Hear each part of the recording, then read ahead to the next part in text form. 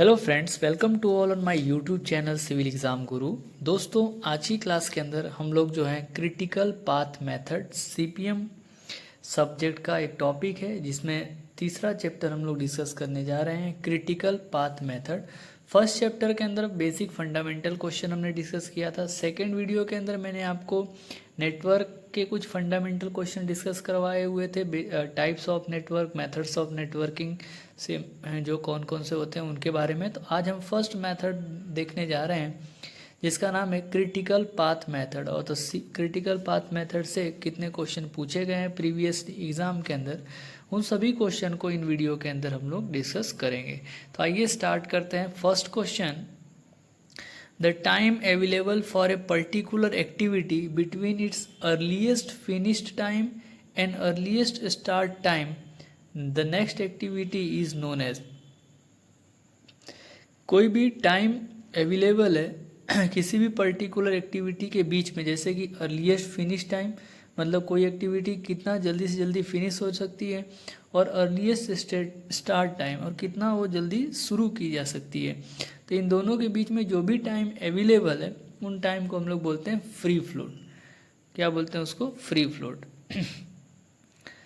Next question is, in CPM cost slope is determined by. CPM के अंदर cost slope का मतलब क्या है, या इसको हम कैसे कैलकुलेट कर सकते हैं? तो cost slope is calculated by crash cost minus normal cost divided by normal time minus crash time. तो क्रैश कॉस्ट और नॉर्मल कॉस्ट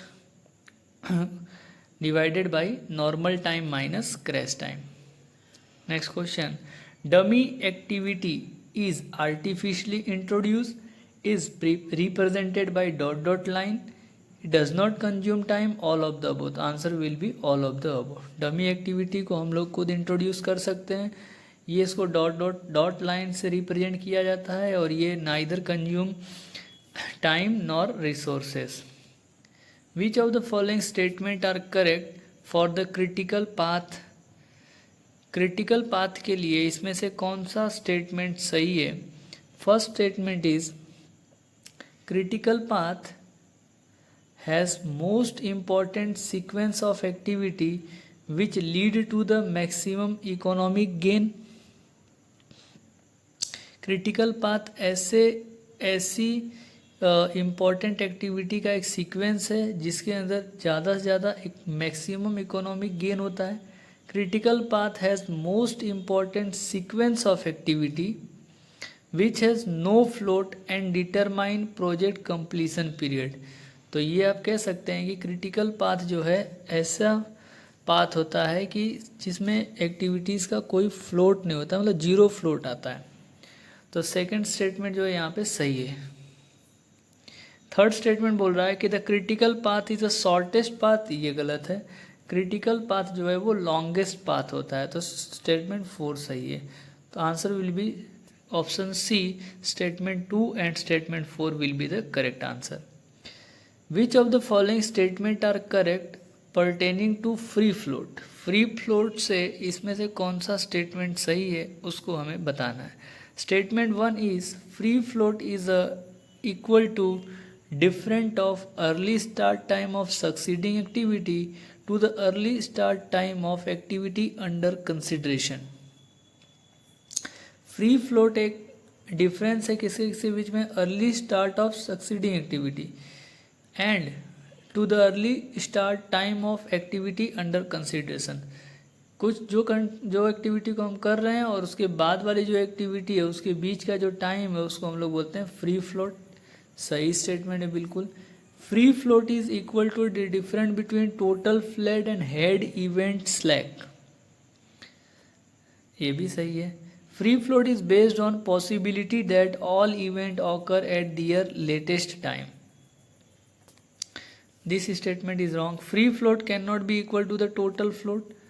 Free float जो है वो total float के equal नहीं हो सकता, ये statement भी गलत है। तो answer will be option A, statement 1 and 2 are the correct answer। statement 1 और 2 क्या बोलता है फिर से एक बार देख लेते हैं कि स्टेटमेंट 1 ये बोल रहा है कि फ्री फ्लोट जो है वो डिफरेंस होता है किसी किसी बीच में early start time of succeeding activity and early start time, जिस एक्टिविटी को हम लोग कर रहे हैं उस एक्टिविटी के बीच में और उसके बाद वाली एक्टिविटी के बीच में जो अवेलेबल टाइम है उसको हम लोग बोलते हैं फ्री फ्लोट। और फ्री फ्लोट होता है is equal to the different of total float and head event slack. Maximum amount by which an activity can be delay without delaying the project but will cause delay to the early start of following activity is known as। ऐसा maximum time जिसमें activity को हम लोग delay कर सकते हैं without delaying the project time but will cause the delay of early start of some activity. तो कुछ एक्टिविटी के अर्ली स्टार्ट टाइम को डिले किया जा सकता है, तो उस फ्लोट को हम लोग बोलते हैं interfering float. Interfering float is equal to, it is a different between total float and free float. Total float और फ्री फ्लोट के बीच में जो डिफरेंस है उसको बोलते हैं interfering float. Now what is total float? Total float affect only preceding activity, total float affect only succeeding activity, total float affect both succeeding and preceding activity, या it is independent of preceding. तो total float जो है दोनों को, preceding और succeeding activity दोनों को affect करता है।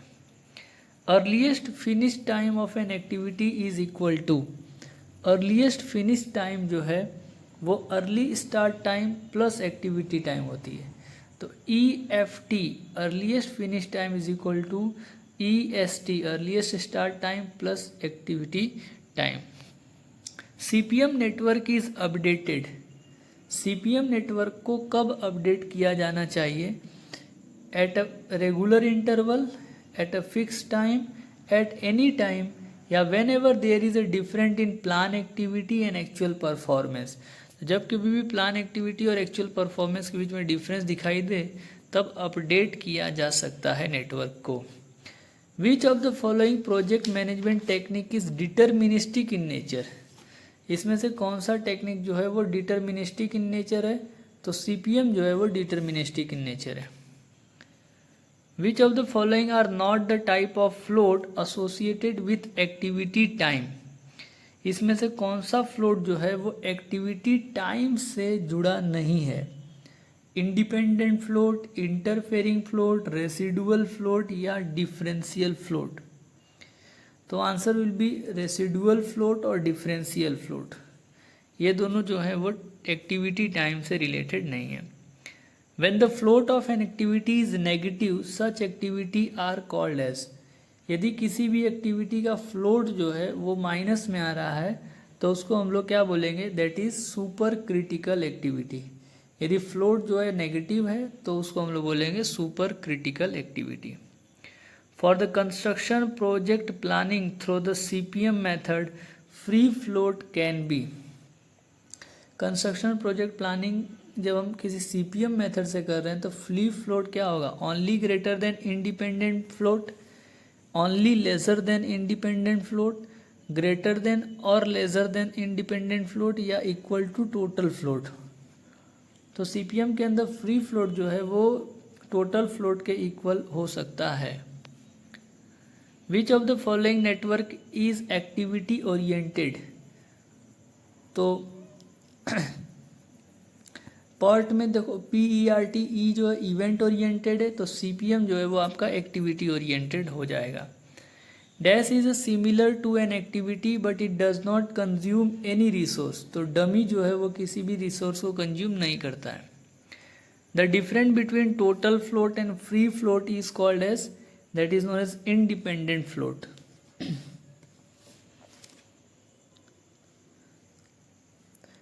Different between total float and free float, sorry इसको हम लोग बोलेंगे interfering float.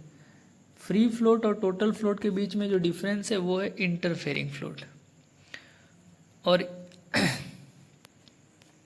Next question, full form of CPM is, CPM का पूरा नाम क्या है? Critical path method. CPM का फुल फॉर्म है critical path method.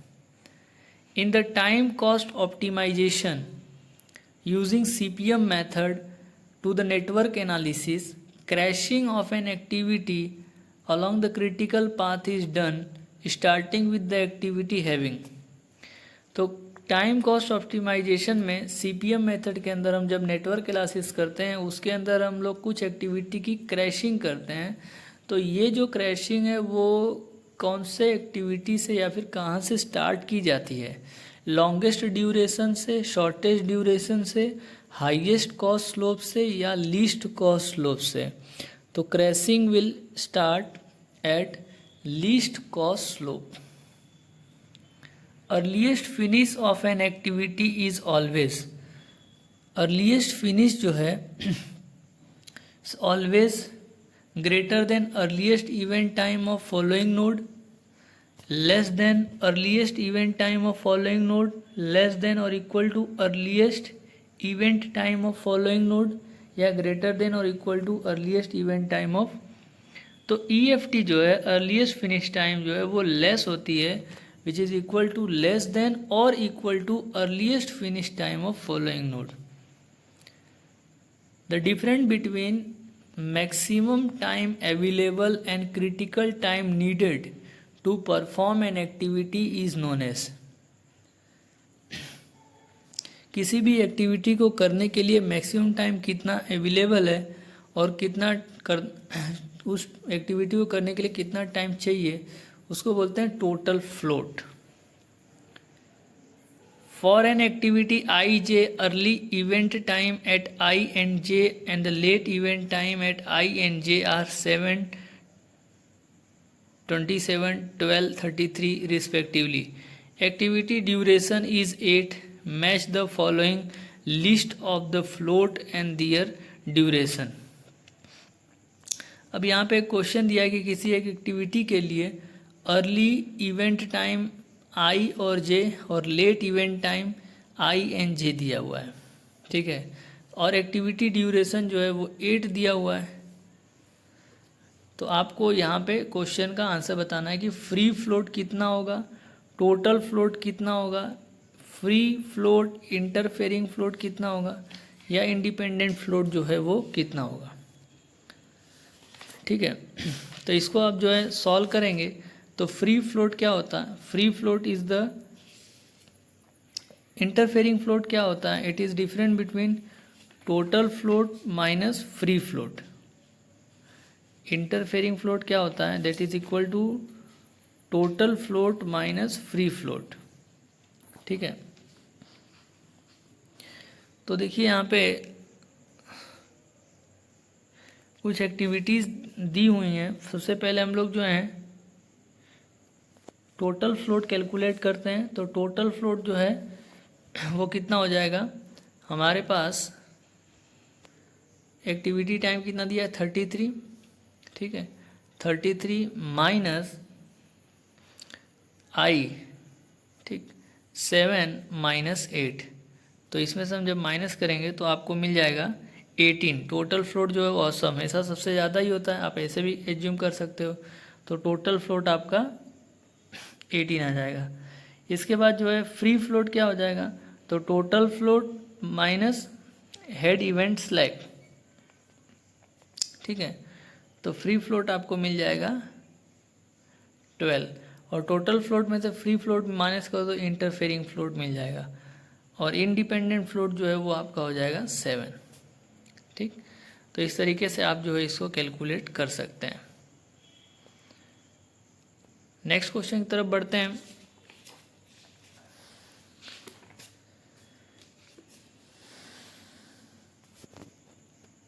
Question number 99, which of the following is a correct about network technique PERT and CPM।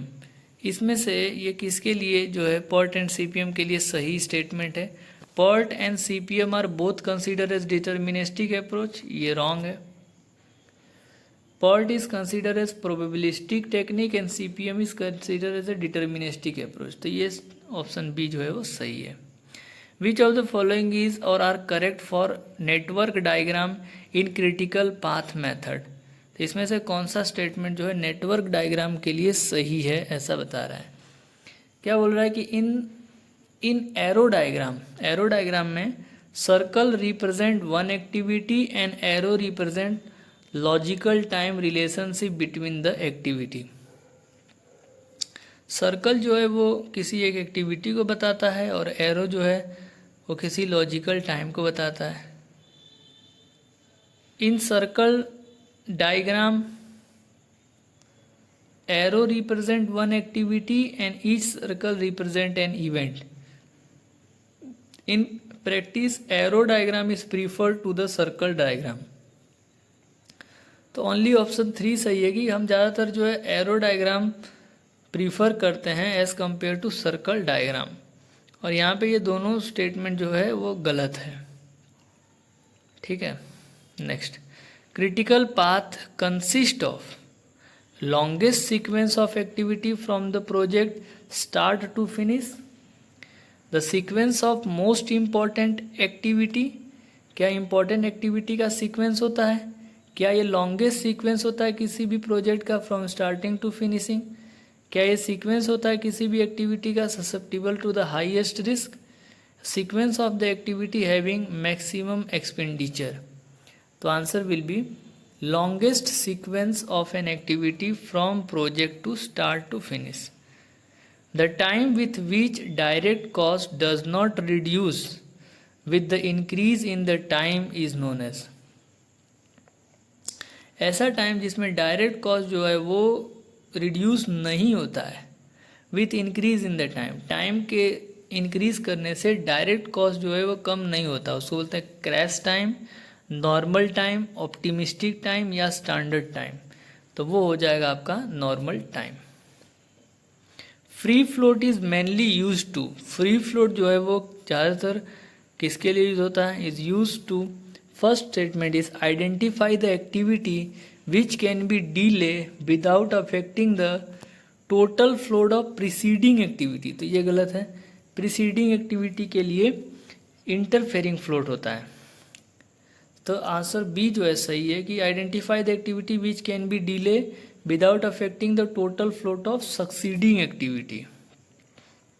Next, total float for any activity is define as different between, किसी भी activity का total float क्या बताता है, it is the latest finish time and early start time for the successor activity, latest start time and early finish time, latest start time and early start time. तो answer is option C, latest start time और early start time, या latest finish time and early finish time.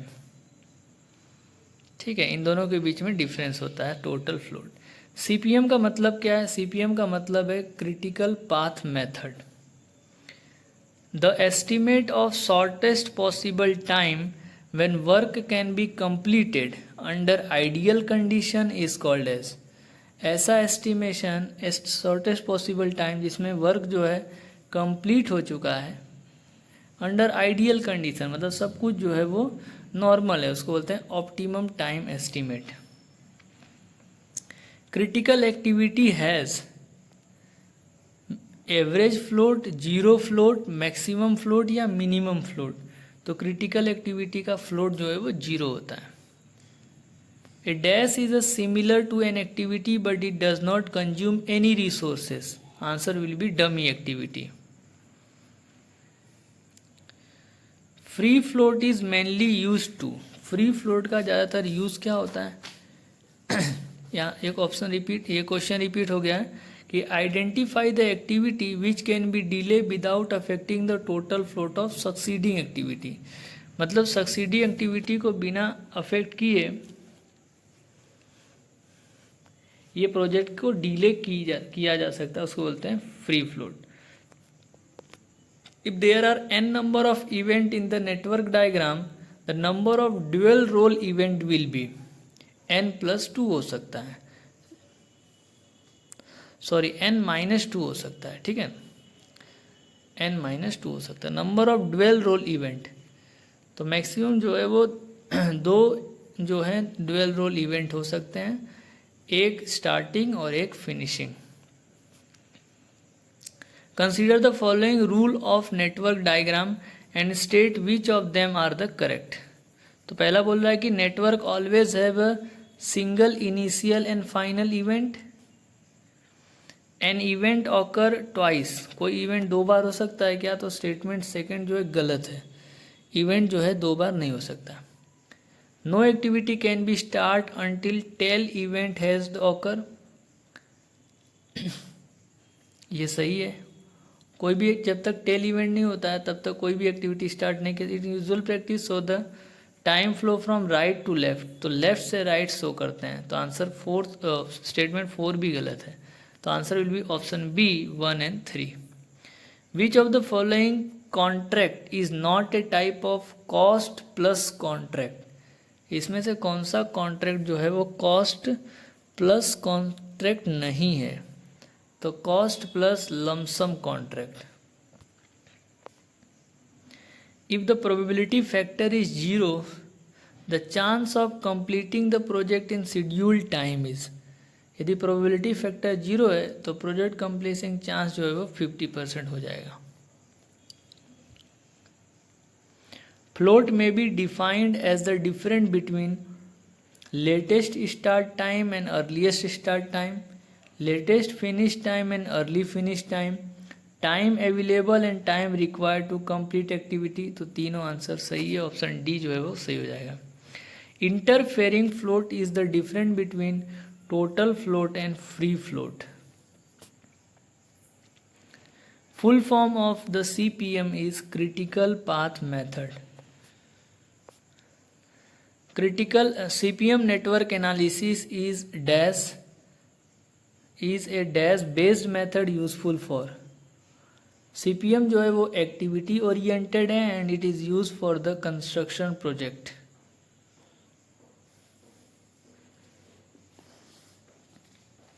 CPM method जो है वो activity method है और ये construction project के लिए हेल्पफुल है।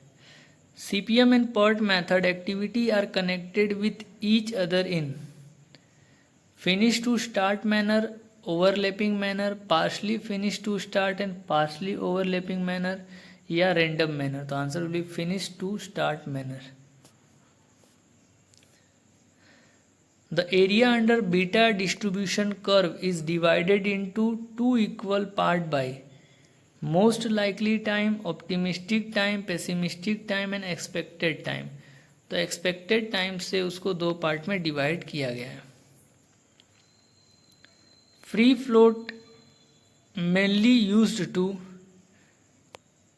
This will be identify the activity which can be delay without affecting the total float of succeeding activity. Critical path is always it is longest path. Interfering float is the difference between total float and free float. Type of float which give an idea about excess time that exists if preceding activity end as late as possible and succeeding activity start as early as possible।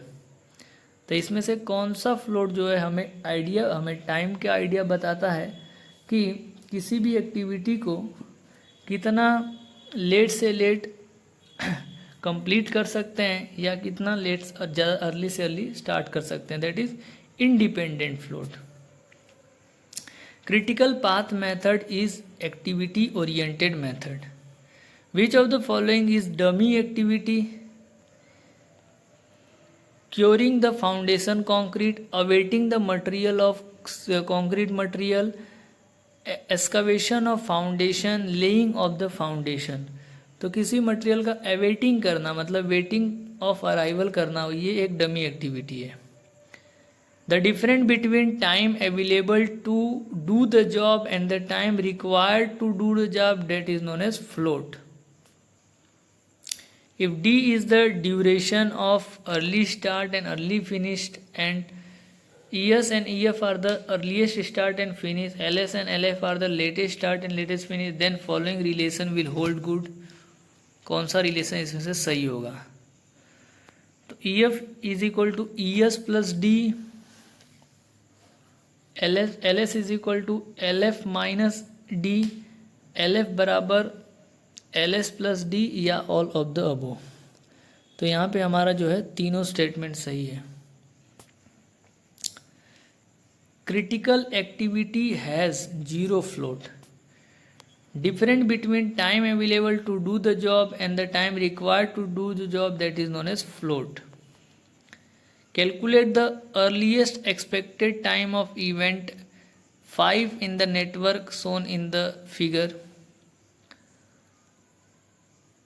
Expected time of event 5, event 5 का हमें expected time बताना है, तो आप इसको जो है सभी का टी निकाल लीजिए, सभी का जो है वो टी कैलकुलेट कर लीजिए। तो आप इसको कैलकुलेट कर सकते हैं, सिंपल मेथड है। T is equal to expected time क्या होता है, तो टी बराबर T not plus 4 plus T is equal to क्या होता है, तो T not plus 4 plus TP/6। ठीक है, तो आप जो है इसका सभी का टी निकाल सकते हैं। तो आपका जो टी आता है इसके अंदर वो 18.67 आ रहा है फिफ्थ वाले का। ठीक है, तो आप जो है इसको कैलकुलेट कर सकते हैं।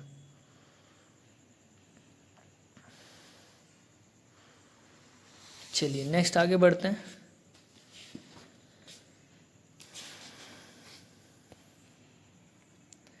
In the project activity B and C follow A activity, D follow B activity, E follow C and activity D and E follow D. The correct network for the project will B.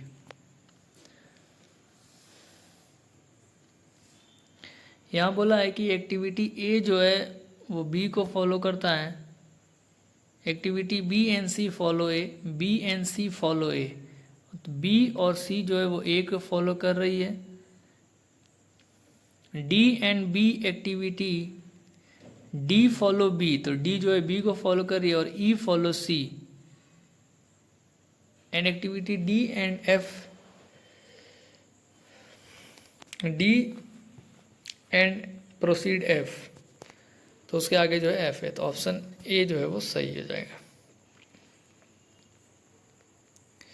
Next, in CPM cost slope is determined by cash cost minus normal cost upon normal time minus crash time.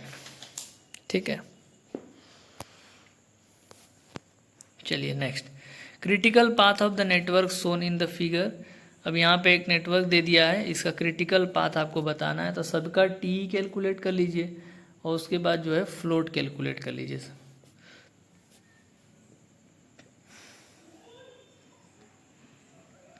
तो यहाँ पे जो critical path होगा वो longest path होगा 1, 5, 6 और 7। Next is the occurrence of completion of an activity is called as, इसको बोलते हैं हेड इवेंट। किसी भी एक्टिविटी का जो कंप्लीट